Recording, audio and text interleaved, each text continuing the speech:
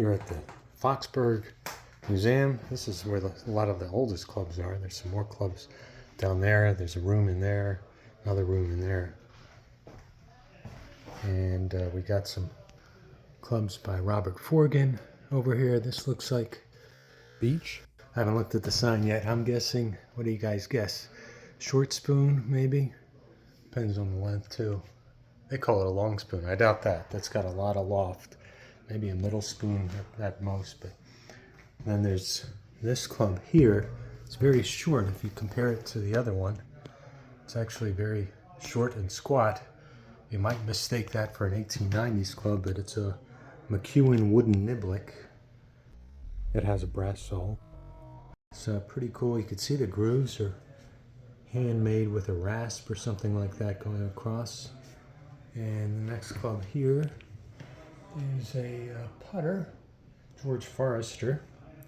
I'm trying to remember when he was. I think he was late 1800s, I guess. Very upright putter there. Take a look at some of the grips here. That one's really thick on the Forrester putter. And you notice all the grips are wound the same way in that direction. Here we're at the next case. This is a Jamie Anderson putter. Can't see it too well, it's pretty dark. I try to make a replica of that, but you can see this shaft is bent.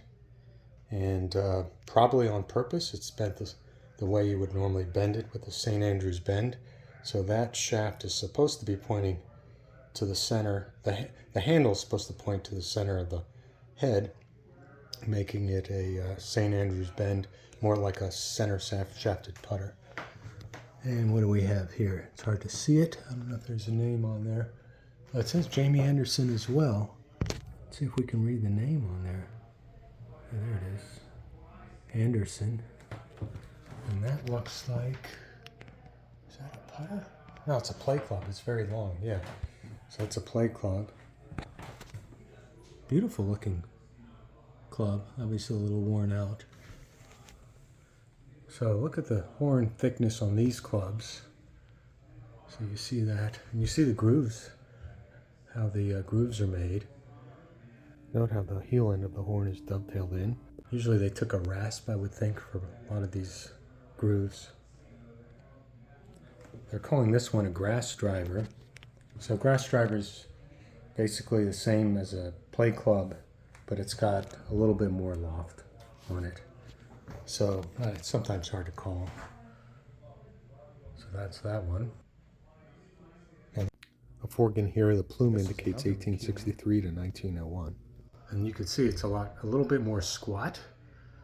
And this is also, they're calling it a grass driver. Could be a long spoon, but probably 1880 or so. Let's see what they say here. Can't remember. Circa 1880s. There we go. Lofted driver. Then we got a Robert Forgan putter here.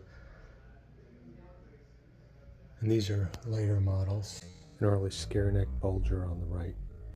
Let's go to the other shelf or cabinet. Here's a Hugh Philp. You can see that there. This is a beautiful club. I'm guessing it's thorn. And if you look real closely, so the horn is dovetailed in so it doesn't pop out as easily.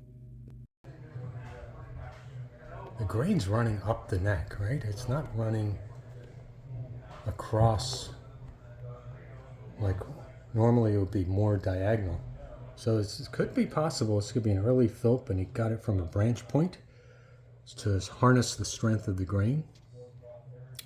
So it's certainly possible. So perhaps an early one. I'm calling this a short spoon. And I think I would agree with that looking at the loft. Probably 25 degrees there. We got a track iron here. Very small head. You can compare the difference. And an old Douglas McEwen, they're saying, with a leather insert. Beat up a little bit here. Let's head over to this other cabinet where there's, we got old Tom Morris as well. These are a couple of his clubs. A lot of the Morris clubs are black. Not all of them.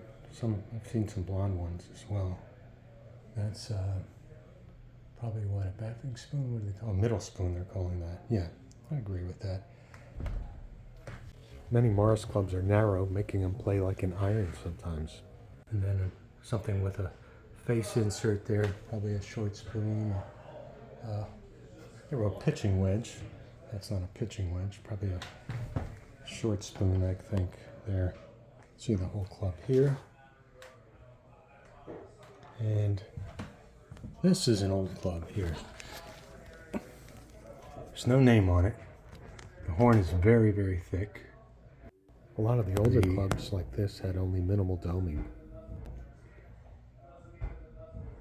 Grain seems to run up the neck. Shaft's very old and beat up. So I'm guessing 1800 or earlier. No name on it. Probably Thornwood. Not sure. And there's another McEwen. Very cool. Very nice McEwen with a leather insert.